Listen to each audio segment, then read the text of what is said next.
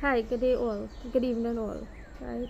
So today the conversation is on addressing the whole idea or the concept, right, of fearing God, fearing Allah, right? Addressing that concept of fear Allah, fear God, right?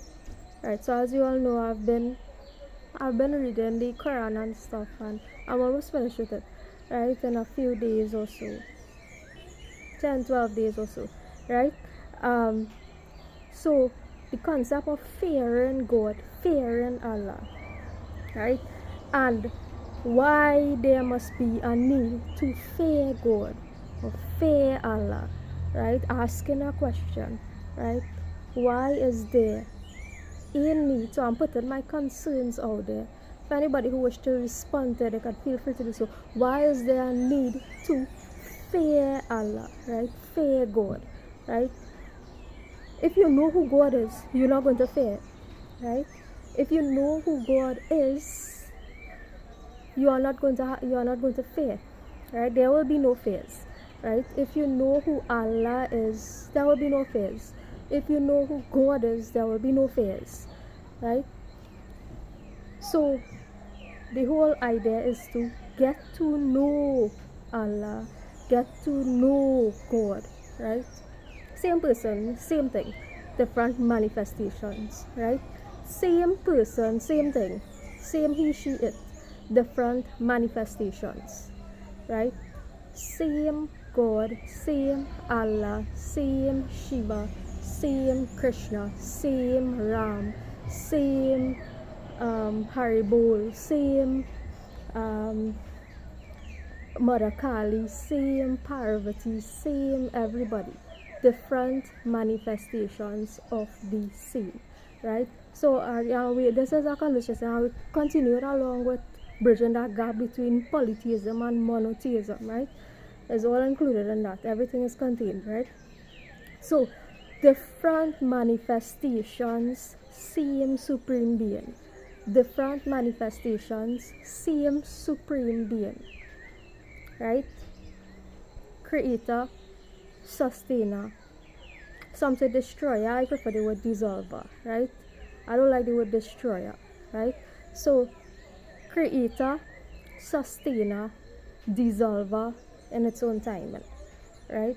God creates, Allah creates, Shiva creates, Parvati creates, right? Vishnu creates, Lakshmi creates, right? All creates and sustains and dissolves in the appropriate time. And of course, these things could be delayed based on our actions, and that's where the free will coming from, right? So that's why I say, when you know who God is, there's no need to fear anything, right? Because when you know who God is, you know what laws God has laid down, right?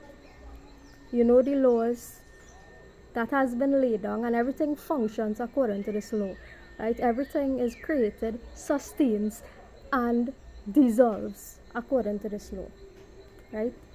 Everything creates, is created, is sustained, and is dissolved through these laws, right? And there's the concept of mercy, which I will explain in a future video, right? And how this ties into this concept and all this kind of thing, right?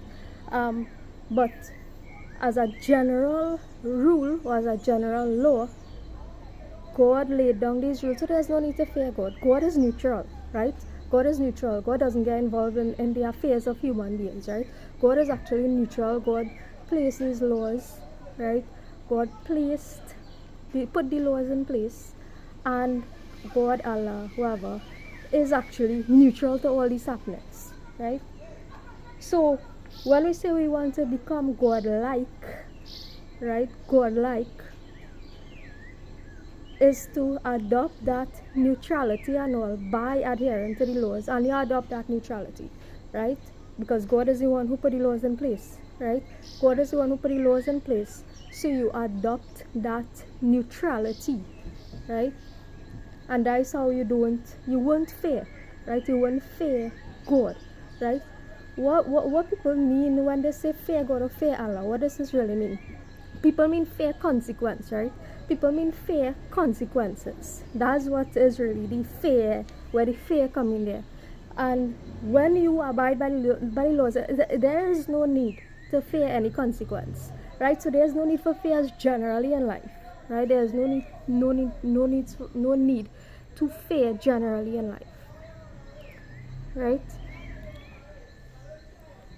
So it's not really Allah per se or God, right?